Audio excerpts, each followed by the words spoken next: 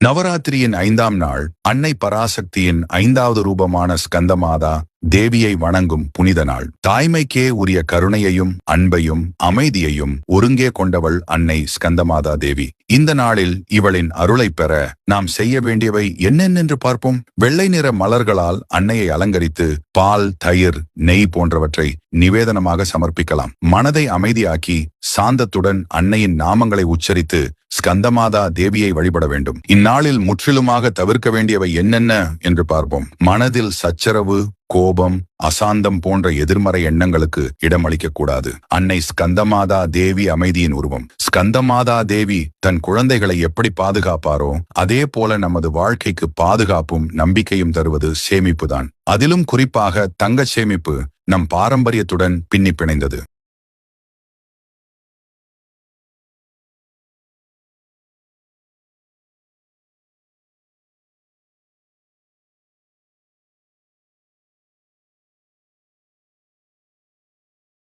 நவராத்திரியின் 5ஆம் நாள் அன்னை பராசக்தியின் 5வது ரூபமான ஸ்கந்தமாதா தேவியை வணங்கும் புனித நாள். தாய்மைக்கே உரிய கருணையையும் அன்பையும் அமைதியையும் ஒருங்கே கொண்டவள் அன்னை ஸ்கந்தமாதா தேவி. இந்த நாளில் இவளின் அருளை பெற நாம் செய்ய வேண்டியவை என்னென்னென்று பார்ப்போம். வெள்ளை நிற மலர்களால் அன்னையை அலங்கரித்து பால், தயிர், நெய் போன்றவற்றை நிவேதனமாக சமர்ப்பிக்கலாம். மனதை அமைதியாக்கி சாந்தத்துடன் அன்னையின் நாமங்களை உச்சரித்து ஸ்கந்தமாதா தேவியை வழிபட வேண்டும். இந்நாளில் முற்றிலுமாக தவிர்க்க வேண்டியவை என்னென்ன என்று பார்ப்போம். மனதில் சச்சரவு, கோபம், அசாந்தம் போன்ற எதிர்மறை எண்ணங்களுக்கு இடமளிக்க கூடாது. அன்னை ஸ்கந்தமாதா தேவி அமைதியின் உருவம். ஸ்கந்தமாதா தேவி தன் குழந்தைகளை எப்படி பாதுகாப்பாரோ அதே போல நமது வாழ்க்கைக்கு பாதுகாப்பும் நம்பிக்கையும் தருவது சேமிப்புதான். அதிலும் குறிப்பாக தங்க சேமிப்பு நம் பாரம்பரியத்துடன் பின்னி பிணைந்தது. இந்த நவீன காலத்தில் தங்கமயில் டிஜிகோல்ட் மூலம் தினமும் வெறும் 100 ரூபாய் முதல் தங்கத்தை சேமிக்கலாம். இது ஒரு பாதுகாப்பான முதலீட்டு முறையாகும்.